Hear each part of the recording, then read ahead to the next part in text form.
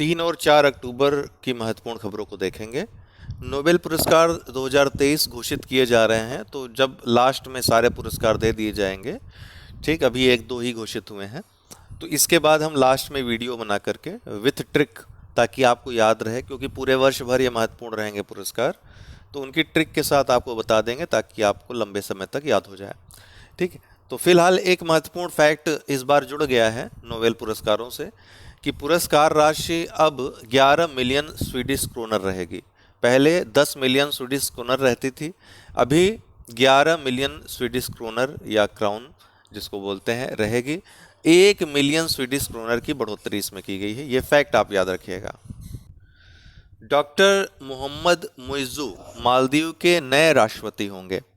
इनको pro China बोला जाता है कि चाइना के समर्थित उम्मीदवार थे ये, और मालदीव के नए राष्ट्रपति होंगे। निश्चित रूप से मालदीव की अब जो राजनीति होगी, मालदीव की जो विदेश नीति होगी, वो चाइना की तरफ झुकी हुई नजर आएगी।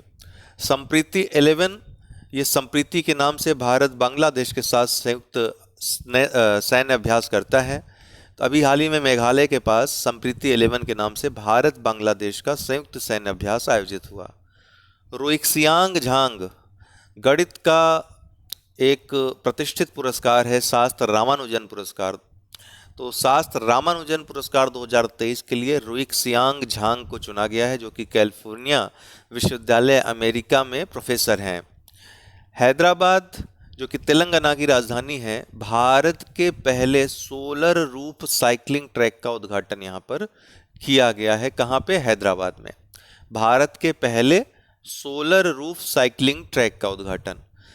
डॉक्टर भीमराव अंबेडकर की भारत के बाहर सबसे बड़ी प्रतिमा का अनावरण कहाँ पर किया जाना है? यूएसए, अमेरिका में। पूछेगा कि कहाँ पर भारत के बाहर डॉक्टर भीमराव अंबेडकर की सबसे बड़ी प्रतिमा स्थापित हुई है? तो अमेरिका में।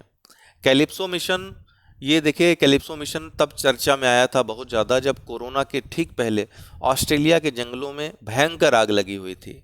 तो कैलिप्सो मिशन ने काफ़ी महत्वपूर्ण भूमिका उसमें निभाई थी। तो यह नासा का जलवायु मौसम का अध्ययन करने वाला मिशन है। 2003 में इसको लॉन्च किया गया था। अभी हाल ही में इसको बंद करने की घोषणा अमेरिका के द्वारा की गई है, इसलिए यह चर्चा में आया है। R21 या मैट्रिक्स M, विश्व स्वास्थ्य संगठन के द्वारा मलेरिया के इस दूसरी वैक्सीन को मंजूरी दे दी गई है। अभी तक मास्करिक्स RTS जिसको कहते हैं, इस वैक्सीन को ही अनुमति मिली हुई थी। अब दूसरी वैक्सीन, नाम याद रखिएगा, R21 या मैट्रिक्स M, इसको भी मंजूरी दे दी गई है। प्रोजेक्ट मारियाना क्या है? तो bank of international settlement, BIS मानक अक्सर आप सुनते होंगे। बैंक्स जो दुनिया भर के हैं इसको फॉलो करते हैं ताकि मंदी के समय के चुनौतियों से निपटा जा सके। तो बैंक ऑफ इंटरनेशनल सेटलमेंट, इसके अलावा फ्रांस, सिंगापुर और स्विट्जरलैंड के जो केंद्रीय बैंक हैं, इनके सहयोगात्मक प्रयास से डिजिटल मुद्राओं के निपटान का परीक्षण किया गया, जिसका नाम प्रोजेक्ट मारियाना रखा गया। तो प्रोजेक्ट मारियाना क्या है पूछ सकता है, याद रखिएगा। बिहार, यहाँ जातिगत जनगणना या जाति आधारित सर्वेक्षण जिसको कहा जा रहा है, इसके आंकड़े सार्वजनिक किए गए। इसके अनुसार बिहार की जो जनसंख्या, जो बिहार एग्जाम देने वाले लोग हैं वो जरूर देख लें, बिहार की जनसंख्या लगभग 13 करोड़ है।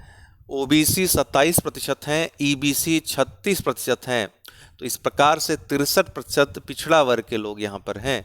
OBC अर्थात अन्य पिछड़ा वर्ग, EBC अर्थात अत्यंत पिछड़ा वर्ग, जिसकी शुरुआत कर्पूरी ठाकुर ने सबसे पहले की थी, पिछड़े में भी पिछड़े की पहचान करने की।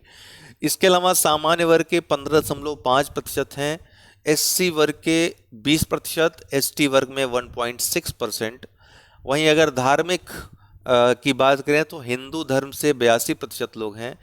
मुसलमान इसके बाद सबसे ज़्यादा हैं बिहार में 17.72%। इसके बाद अन्य धर्मों की छोटी मोटी भागीदारी है। तो आज के लिए इतना ही दोस्तों, बहुत बहुत धन्यवाद।